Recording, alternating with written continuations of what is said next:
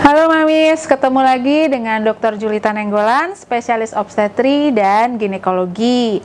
Kali ini kita mau membahas tentang episiotomi. Ada titipan buat saya untuk membahas tentang episiotomi. Apa itu episiotomi? Kita dengarkan penjelasannya berikut ya.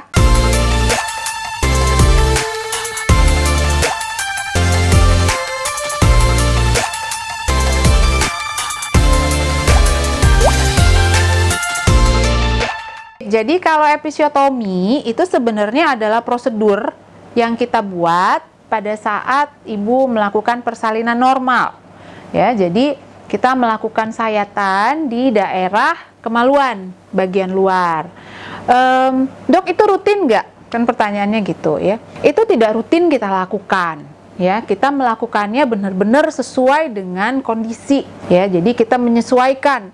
Jadi ada kan pasien tuh yang bilang, dok saya nggak mau digunting gitu ya. Padahal kita juga sebenarnya tidak memilih untuk tidak menggunting gitu. Karena kenapa gitu ya? Karena buat kita juga sebenarnya lumayan repot. Kita harus jahit gitu ya. Ya mungkin buat mamis nggak enak ya, di kita juga sebenarnya kita kalau memang bisa habis lahiran selesai kita nggak perlu jahit-jahit tuh lebih memudahkan juga buat kita sebenarnya ya. Tapi ada beberapa kasus yang kita memang harus lakukan gitu. Contoh, anak pertama gitu ya. Anak pertama di mana organ kemaluan bagian yang paling luar dengan bagian perineum. Perineum itu maksudnya area antara vagina dengan anus. Nah, itu namanya perineum gitu ya.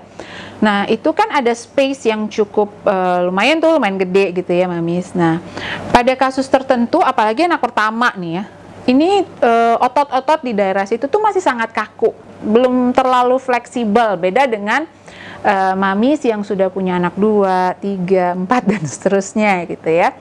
Jadi karena kaku, si kepala bayi ini kadang nggak bisa keluar. Ya karena kita tahu sendiri kepala bayi itu ukurannya bisa 8, 9 cm, bahkan ada yang 10 cm gitu kan.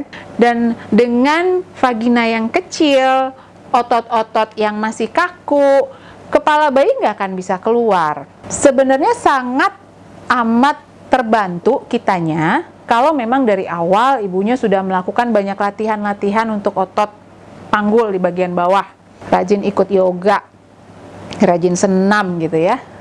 Kemudian secara psikis ibunya benar-benar tenang ya, nggak panik. Karena banyak juga kan yang sering ngangkat pantat tuh, refleks ya, karena sakit, dirasa ada dorongan kepala bayi yang mau keluar, refleks ibunya mengangkat pantat gitu ya. Itu akan membuat semakin kaku.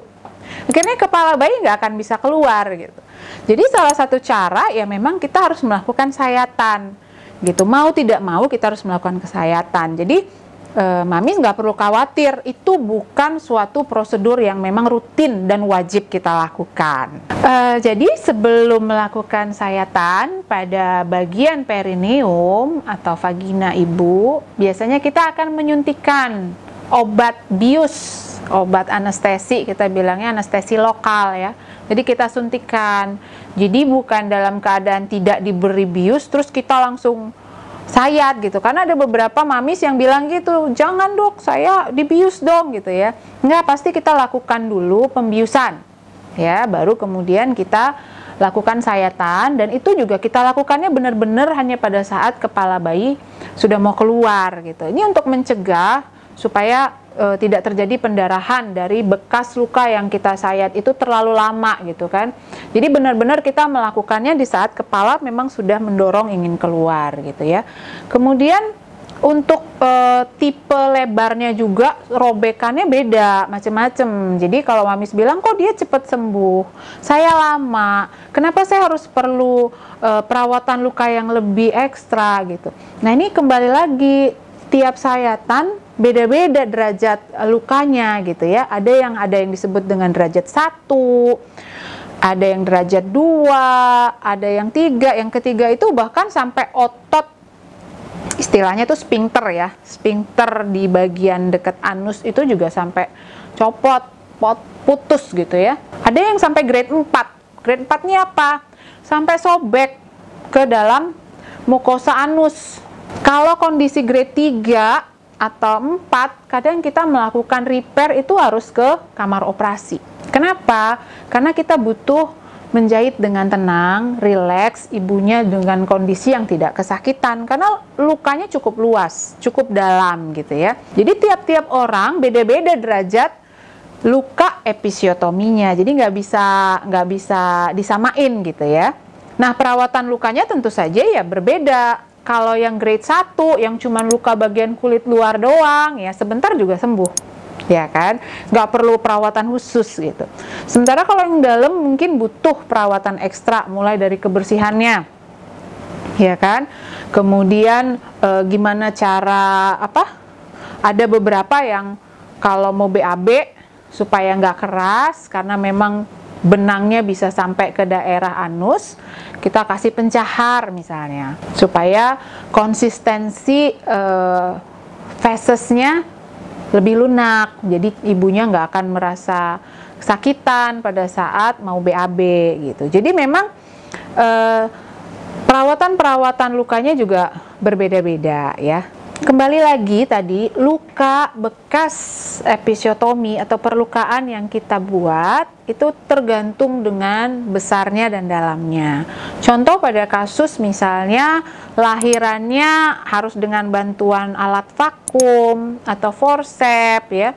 Mau nggak mau memang kita harus melakukan sayatan di area vagina maupun perineum ya, dan nggak jarang lukanya cukup besar dan dalam. Perawatannya seperti apa gitu ya? Sebenarnya dokternya sudah akan memberikan antibiotik sebenarnya ya, untuk mencegah infeksi sekunder yang terjadi gitu. Karena sering sekali kita temui pasien kalau di rumah itu takut membersihkan lukanya, terus nggak mau mobilisasi gitu, takut katanya nanti benangnya lepas, copot atau kebuka gitu ya. Padahal sebenarnya dokter itu sudah mengantisipasi. Pertama, oh ini berdasarkan besar dan dalam lukanya, saya harus kasih antibiotik nih gitu. Ini bukan sesuatu yang wajib ya mamis ya. Kembali lagi disesuaikan dengan kondisi dan kebutuhan mamis. Nah, jadi kalau dokternya udah kasih antibiotik, sebenarnya mamis nggak perlu khawatir gitu ya, akan ada infeksi sekunder. Yang kita butuhkan adalah dukungan dari mamis dengan merawat luka di rumah sebenarnya. Dengan cara apa? Cebok. Rajin cebok. Jadi setiap kita buang air kecil atau pipis gitu ya, kita harus rajin bersihkan dengan air bersih yang mengalir gitu ya. Kemudian kita lap dengan kering gitu. Terus kalau mamis masih pakai pembalut ya kan, pembalut maternity tuh, nah itu harus rajin ganti. Tiap 2 jam sekali ganti, keringin, bersihin supaya lukanya juga cepat kering. Karena kita tahu pemulihan luka di area tersebut tentunya akan lebih lama, lebih butuh waktu. Kenapa? Karena area tersebut adalah area yang tertutup, area yang lembab, sehingga harus lebih sering mengganti pembalut, harus lebih sering membersihkan dan mengeringkan gitu. Mencebok dari mulai dari arah vagina ke anus ya, bukan sebaliknya. Ya, tidak perlu sebenarnya memberikan antiseptik khusus atau cebok khusus dengan menggunakan cairan-cairan khusus. Sebenarnya kita tidak menganjurkan, kecuali telah terjadi infeksi sekunder. Kadang kita berikan beberapa cairan-cairan antiseptik untuk mencuci. Tapi sebenarnya kalau tidak ada, cukup dengan air bersih biasa mengalir dan kering. Sama harus rajin mengganti pembalut gitu ya. Nah, tadi kalau kedalamannya sampai ke anus, sampai ke mukosa usus, maka kita pasti akan memberikan obat pencahar supaya mamis kalau buang air besarnya nggak susah, nggak keras dan mengganggu proses pemulihan dari si benang yang ada di lapisan usus atau mukosa anus tadi. Jadi demikian pembahasan saya tentang episiotomi. Kalau mungkin ada pertanyaan lagi, nanti silahkan tulis di kolom komentar atau pertanyaan. Nanti kita akan bantu jawab. Sampai ketemu mamis, salam sehat selalu. Dapatkan informasi medis langsung dari Dr. Tito dengan subscribe channel YouTube ini. Anda juga bisa membagikan semua informasi berharga di sini dengan cara share ke teman-teman atau kenalan Anda.